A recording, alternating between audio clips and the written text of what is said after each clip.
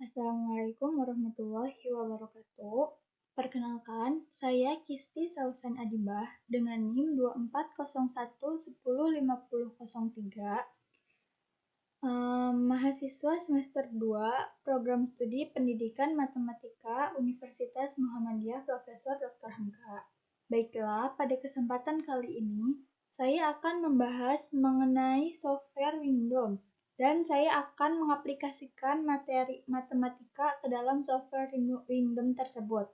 Pertama-tama, video ini dibuat untuk memenuhi syarat ujian tengah semester saya pada mata kuliah pembelajaran matematika berbasis TIK.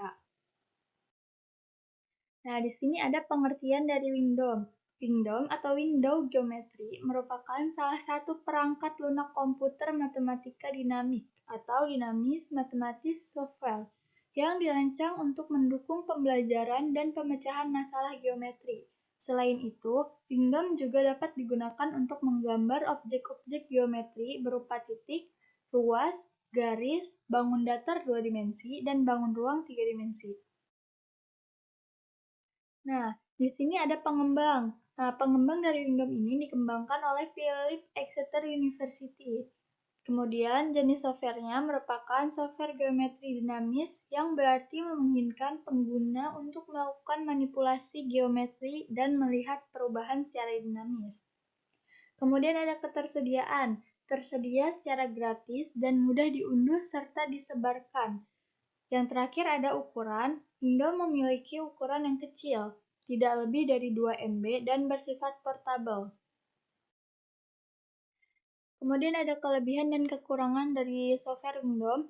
Yang pertama ada kelebihan yaitu dapat diunduh dan digunakan tanpa biaya serta dapat dimodifikasi sesuai kebutuhan dan memungkinkan pengguna untuk membuat dan memanipulasi objek geometri secara langsung dan mempermudah pemahaman konsep geometri. Kemudian di sini ada kekurangannya yaitu yang pertama, desain antarmuka yang sederhana mungkin terasa kurang modern bagi sebagian pengguna. Kemudian, sebagian perangkat lunak yang lebih tua, pembaharuan dan dukungan mungkin sangat terbatas. Nah, di sini kemudian saya akan menjelaskan atau mengaplikasikan bagaimana penggunaan software Windows ini. Nah, yang pertama itu kita bisa pencet menu Windows. Nah, di sini ada tampilannya. Dia bisa 2 dimensi, bisa 3 dimensi. Nah, yang pertama ini saya akan mencoba yang 2 dimensi. Kita pencet yang 2 dimensi. Nah, kemudian dia akan berubah tampilannya menjadi seperti ini. Nah, yang pertama kita buat dulu sebuah bangun datar. Nah, di sini saya akan mencoba membuat sebuah segitiga sama sisi. Nah, yang pertama langkahnya itu kita pencet menu unit. Nah, kemudian kita pilih triangle. Kemudian karena kita di sini ingin membuat segitiga sama sisi, maka kita pilih yang ketiga, yang SSS.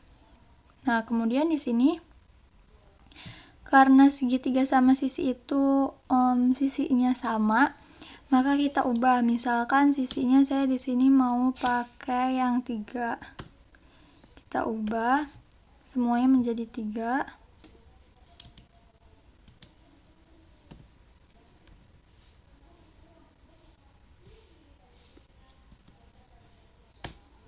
Kemudian oke.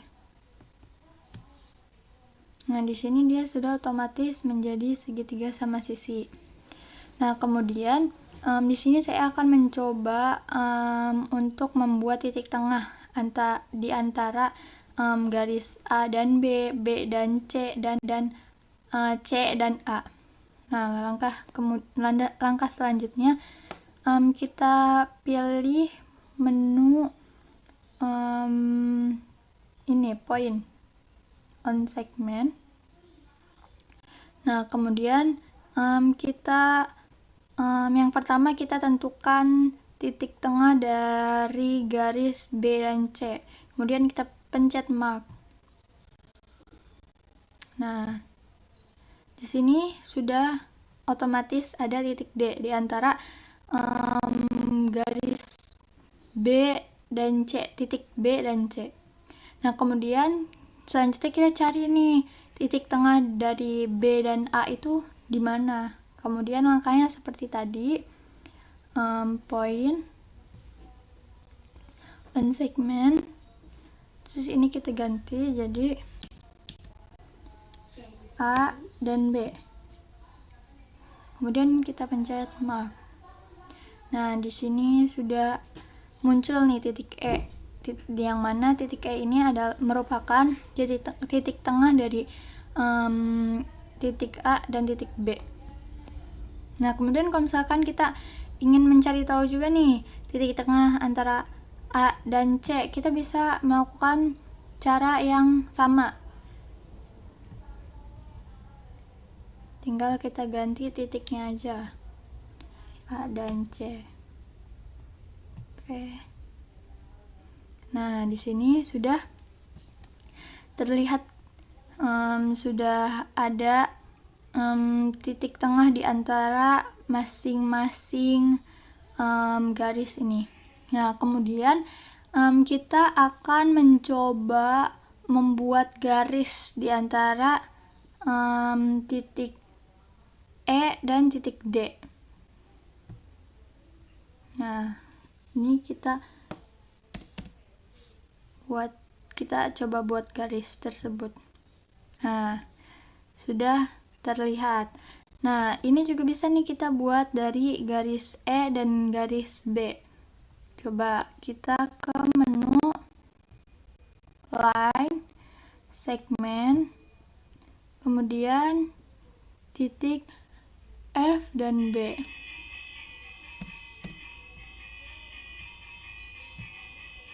Nah, sudah terbuat garis dari titik E dan D dan garis dari titik F dan B.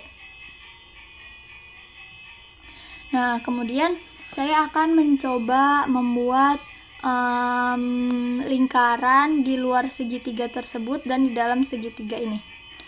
Caranya yaitu kita pilih menu circle, terus kita pencet circle. Nah, ini untuk lingkaran di luar segitiga. Nah, di sini kan dia segitiganya ABC ya. Jadi kita pencet OK. Nah, di sini dia sudah otomatis terbuat lingkaran di luar segitiga. Nah, sama juga kalau misalkan kita mau membuat segitiga di lingkaran dalam segitiga yang di dalam ini, kita bisa ke menu yang tadi, ke circle. Nah, di sini kita pencet in circle karena kita akan membuat lingkaran dalam segitiga. Ini di dalam segitiga. Nah, di sini sudah terbuat lingkaran di dalam segitiga ABC. Nah, bisa juga di sini kan karena ada segitiga lagi nih, segitiga BDE. Nah, kita juga bisa nih buat lingkaran dalam segitiga tersebut. Langkahnya seperti tadi, circle, in circle,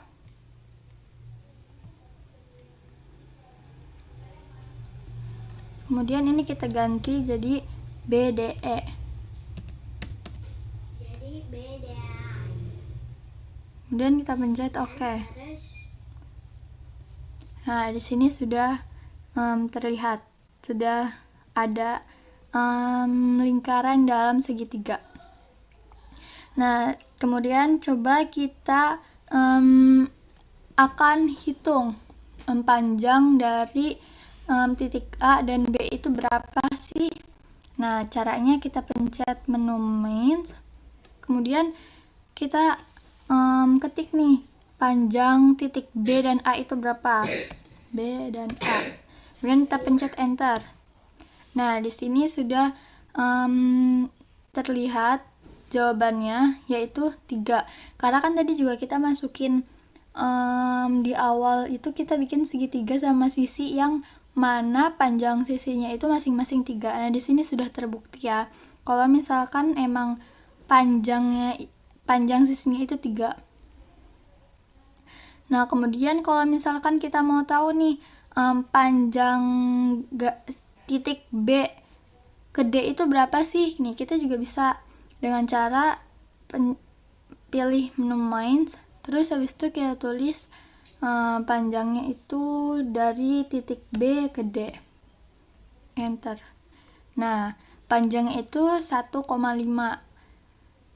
Jadi di sini juga mempermudah kita untuk tahu panjang dari sisi-sisi tersebut tanpa harus menghitung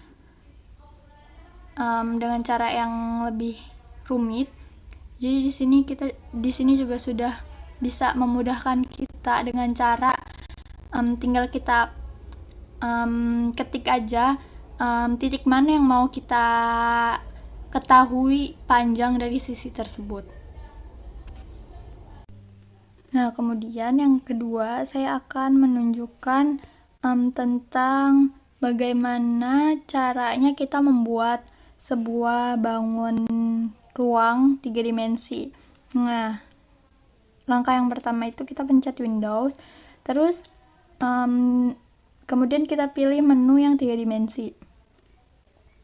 Nah, di sini dia tampilannya sama kayak yang tadi 2 dimensi, tapi beda di menu bagian sini aja. Nah, di sini saya akan coba membuat sebuah kubus. Yang pertama kita pencet unit, terus polyhedral. Nah, kemudian kita klik box. Nah, habis itu kita tentuin panjang dari semua sisinya, karena di sini kubus yang semua sisinya itu sama panjang, jadi kita masukin aja 3 semua, panjangnya, tingginya, lebarnya 3.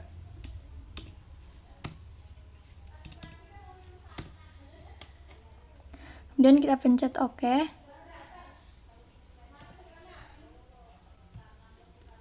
Nah, di sini sudah terbuat sebuah kubusnya.